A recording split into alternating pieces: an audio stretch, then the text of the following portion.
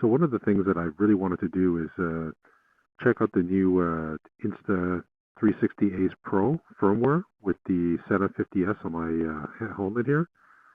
And the newest firmware allows pairing, and I believe that they have fixed the audio delay and some of the incompatibilities that I had earlier, where I had to speed up or slow down the audio.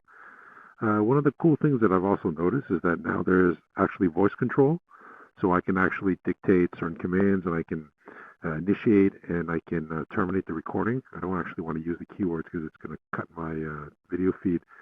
But I've tested it out. It's pretty good.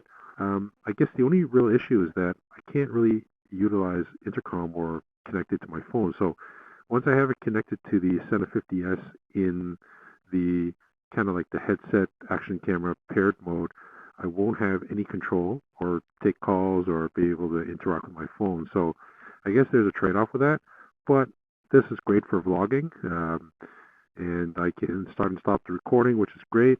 And then I'm actually going to use one of the keywords now, and I'm going to cut this recording, and then I'm going to get this video edited and thrown up on YouTube. So stop recording. Oh, it didn't seem to work. Stop recording.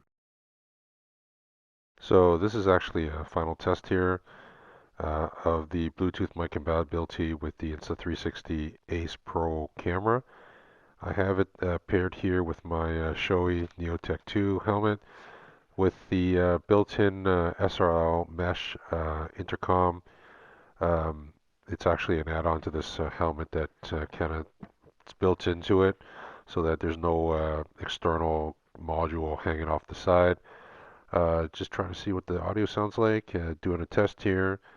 And this is with the visor open. I have this now with the visor closed. I can hear that there's quite a bit of a difference in terms of the sound in the helmet, but I guess you can take a look at, listen to it on YouTube and see if there's a difference. Visor open.